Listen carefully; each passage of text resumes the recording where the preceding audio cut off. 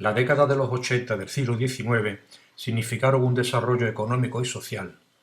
Al recién inaugurado dique de Matagorda se añade la construcción de la fábrica de cerámica de Lavalle, la instalación del alumbrado de gas por las calles, diversas obras de adecentamiento de ellas, como Ancha y Sagasta, mejoras en el Porvenir, la botadura del primer submarino eléctrico del mundo, el de Isaac Peral en La Carraca, o la construcción del nuevo puente y baños de la Puntilla del Muelle.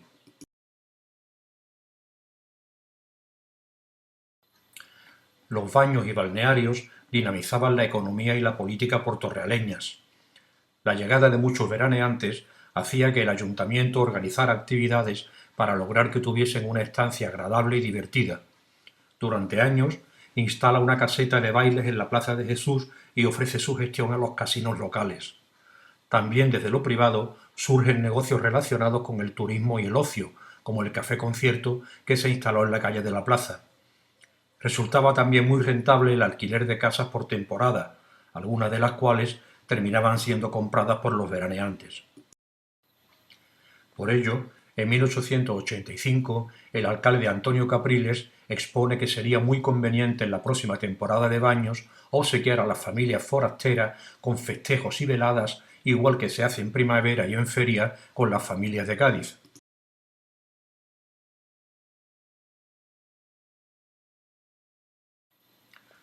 Así vemos cómo al año siguiente se organizan muchos festejos durante las ferias, y concretamente para el domingo 16 de mayo.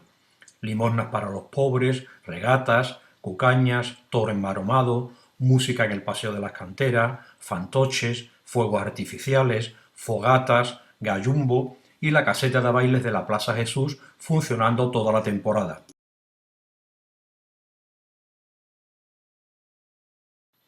Poco después vemos en el noticiero sevillano el programa de festejos veraniegos que prepara el ayuntamiento, que no dista mucho del propio de la feria.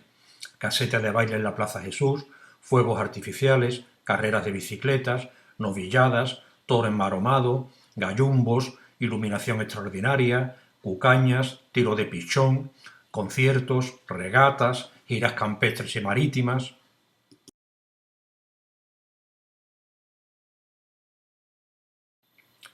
En los años 60 del siglo XIX se había construido en el muelle un espigón embarcadero de madera protegida por zinc para alcanzar el caño y permitir el atraque de embarcaciones durante las 24 horas del día, dada la importancia que tiene para el transporte marítimo con La Carraca o Cádiz.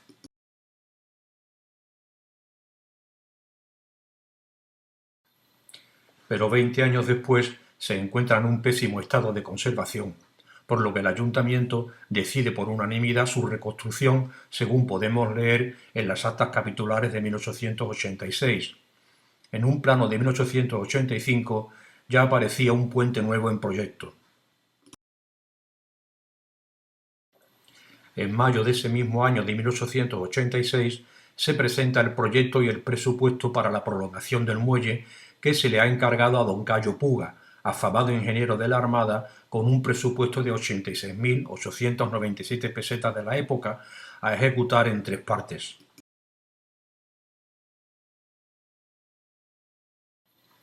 Tras los problemas con el anterior puente de madera, el proyecto incluía un puente de hierro de unos 80 metros, al final del cual iría un edificio para baños y un embarcadero.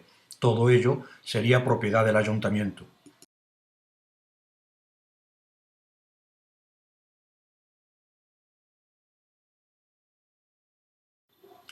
En diciembre de ese mismo año se procede a subastar la primera parte de la obra, resultando adjudicada al constructor gaditano Rafael Mato Ruiz.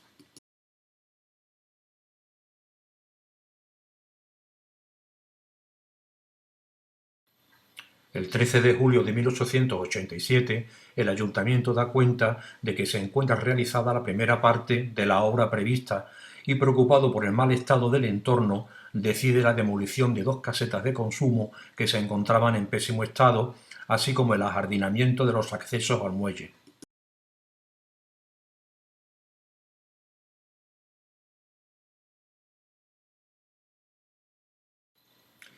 El puente era soportado por una especie de andamiaje y grandes vigas de hierro sobre las que se asentaba un suelo de madera y una barandilla a cada lado. Al final se accedía a la zona de baños y al embarcadero.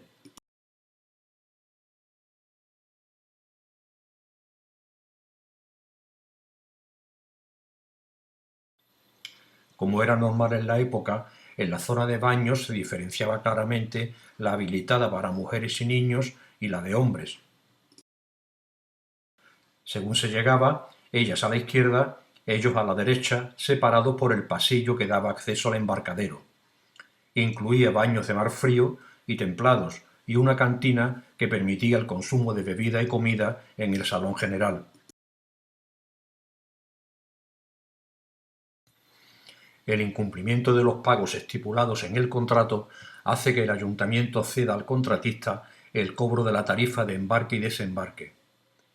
En septiembre de 1889, el ayuntamiento recibe las obras, pero debe hacerse cargo de un encarecimiento del presupuesto que no ha sido debido al constructor, por lo que también cederá la explotación de los baños en tanto que no pueda pagar la deuda. En 1889 se acuerda establecer una luz de gas en el muelle para facilitar el tránsito en las horas oscuras. Los baños se inauguran, según la prensa, en agosto de 1887, haciendo público que se construyeron con escasez de recursos.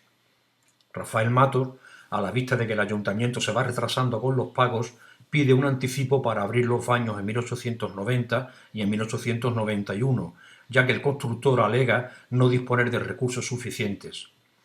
De esta manera, se procura no perjudicar la economía portorrealeña. En 1897, 10 años después de su inauguración, el Renacimiento incidía que el ayuntamiento sigue sin pagar la obra y que se está explotando en precario.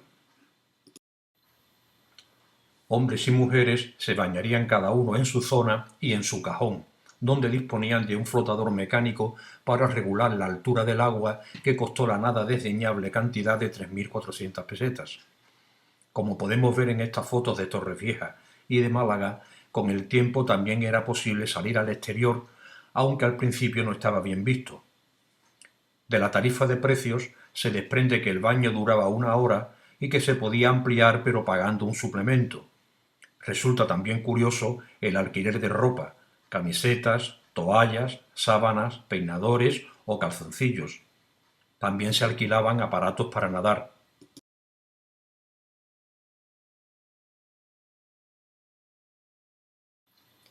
El crecimiento que experimenta Puerto Real urbanística y demográficamente hace que el edificio que alberga el ayuntamiento en la Plaza Sebastián Barca se quede pequeño y además está en mal estado. Por ello, se decide trasladarlo a un edificio que esté en condiciones, encontrándolo por un alquiler de 1.000 pesetas anuales a una casa de don Federico Víctor en la calle Soledad número 7, donde se trasladará en 1888.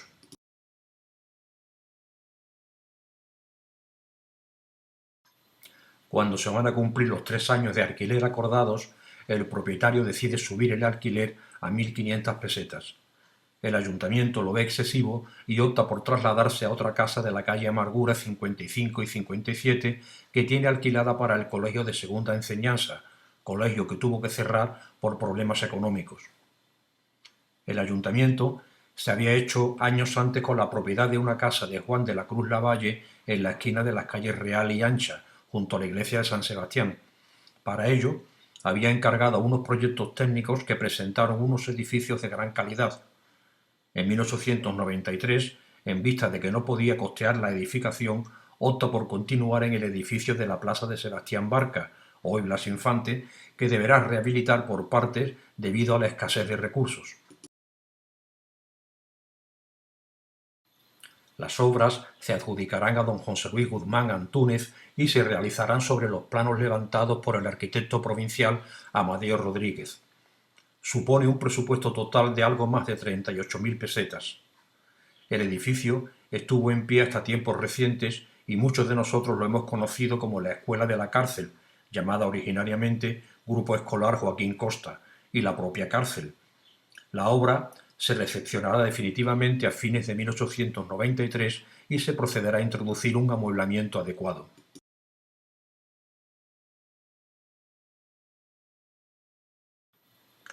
En 1883, Juan de la Cruz Lavalle está en pleno proceso de instalación de su fábrica de productos cerámicos en los terrenos que antes ocupaban la fábrica de curtidos de Francisco Pley, la manzana entre las calles Sagasta, San Francisco y Amargura.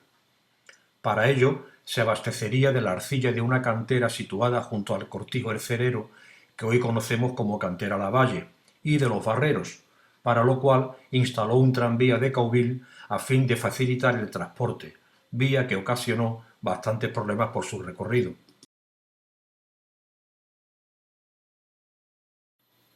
Como podemos ver en el Padrón de Habitantes de 1898, la familia Lavalle Vinén vivían frente a la casa consistorial, en la esquina entre la plaza y Sagasta, por entonces San Roque y Misericordia. Tanto Juan de la Cruz como Dolores, su esposa, habían nacido en Cuba. Posteriormente se establecieron en Madrid, donde nacieron sus hijos mayores, Dolores y Juan. Tras unos años en Cádiz, donde nacieron Joaquina y Santiago, vivieron en Puerto Real, donde nació su última hija, Cristina. En el Padrón de 1908 mantiene su domicilio, aunque falta su hijo Juan, que había fallecido en 1904. En enero de 1883, el periódico jerezano El Guadalete publicaba un extenso artículo en el que describía las características que iba a tener la fábrica de Lavalle. Se dedicaría a la fabricación de materiales hidráulicos como cementos, cales y puzolanas, para la elaboración de baldosas, ladrillos, tejas, tubos de cañerías, etc. Hablaba también del gran horno de casi 500 metros cuadrados, del que saldría una chimenea de 35 metros de altura. En aquellos momentos daba trabajo a 100 operarios, que subirían a 200 una vez concluido el proceso de instalación, y 100 más encargados del transporte y de los yacimientos de materias primas. Mientras tanto, en 1894, la prensa madrileña se hacía eco de la gran concurrencia de ilustres familias jerezanas, sevillanas o madrileñas que frecuentaban los balnearios portorrealeños, y concretamente el único de playa, Santa Catalina. También hacía referencia a los festejos que el ayuntamiento organizaba para atender el ocio de los largos días y temporadas de los visitantes. Así lo publicaba El Guadalete en 1897, año en que el bodeguero jerezano montaba una caseta para bailes en la Plaza de Jesús frente a su precioso chalet, hoy ayuntamiento. Podemos verlo también en este cartel del periodista y pintor Santiago Casanova. Carreras de bicicletas, teatro, veladas en el muelle, en los balnearios y en el casino antiguo, bailes de sociedad, tiro de pichón, novilladas, fuegos artificiales y, como no, limosnas para los pobres. En 1890 se instalaba en la prolongación del muelle un pequeño faro rojo para dar seguridad a la navegación nocturna. Fue adquirido en los talleres de Rafael Mato, el constructor del puente de hierro. Los concesionarios de los baños hacen publicidad de ellos ofertando baños nocturnos casi de balde y poniendo en valor el flotador de regulador mecánico que graduaba la altura del agua para evitar peligros. Del nivel económico de los usuarios nos da idea de esta noticia de la prensa sevillana. Grupo de 22 personas que vienen de las carreras de caballo de Cádiz, regresan en tren a Puerto Real a las 12 de la noche y se quedan a una espléndida cena en los baños de la Puntilla, seguida de una actuación de la banda municipal de música y baile hasta las 4 de la madrugada.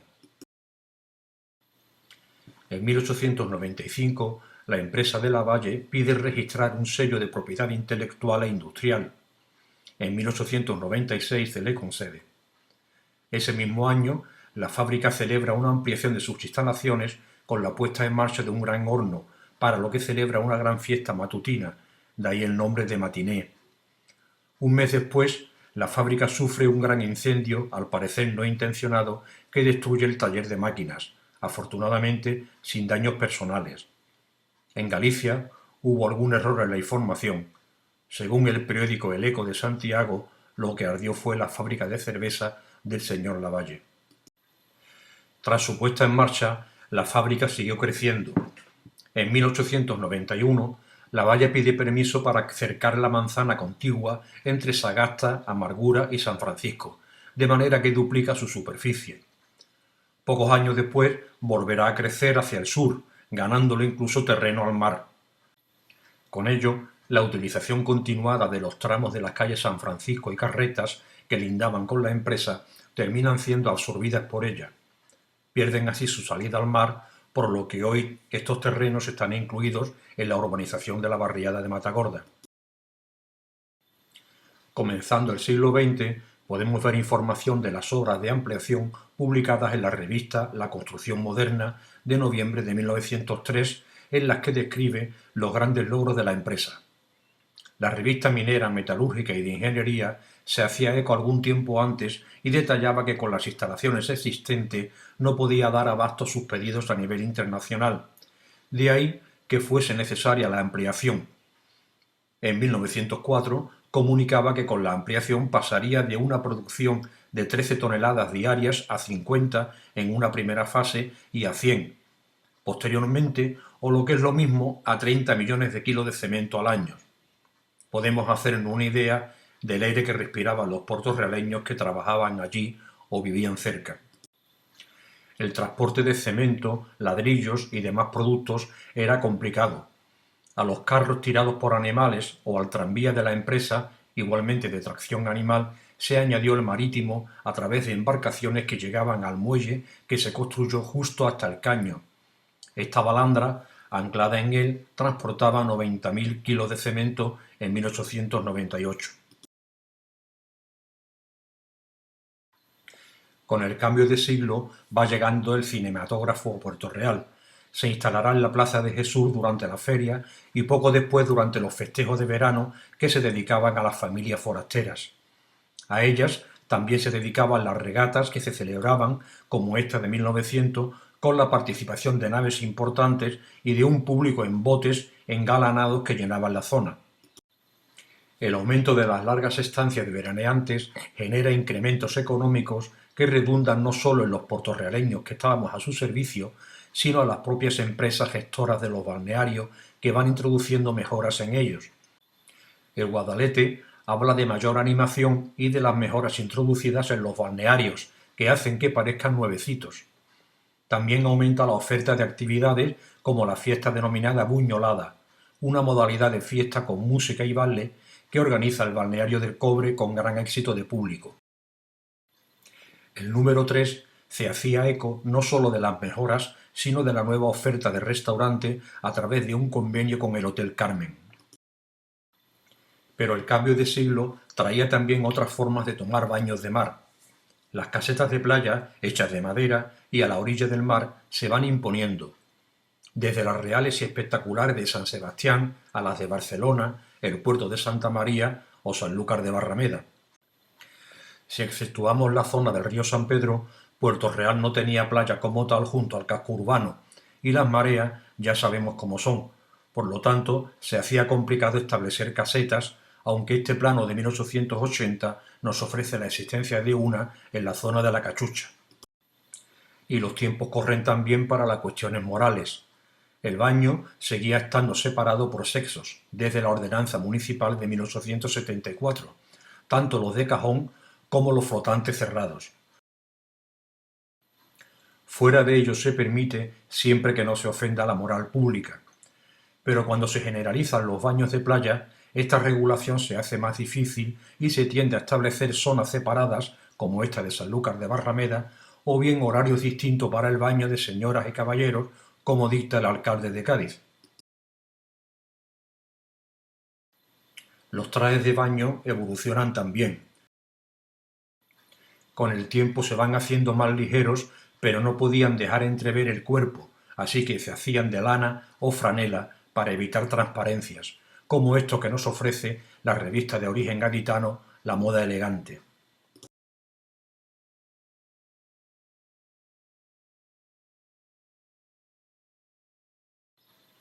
Igual sucede con los albornoces de tela rusa o turca, que en muchas playas eran obligatorios cuando se salía del agua, como nos informa el periódico gaditano El Renacimiento. En 1899, la jerezana familia González de Soto ofrecía una suntuosa fiesta en su chalet de la Plaza de Jesús, el actual ayuntamiento, a la buena sociedad foránea y local. Las familias pudientes que residían en Puerto Real organizaban este tipo de fiestas.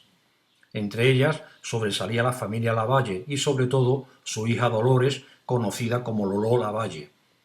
La revista teatral, literaria y científica decía de ella que canta, toca el piano, pinta, baila y todo a la perfección. Junto a las señoritas Capriles y Barnecha y los jóvenes Lavalle, Benjumeda, Coma, Márquez, Puga, formaban la compañía Reboul, que ponía en escena comedias y zarzuelas en el teatro que su padre había habilitado en su casa. El éxito era tal que el diario Guadalete pedía que las funciones se hicieran también en el teatro principal para que pudiera disfrutarlo más gente.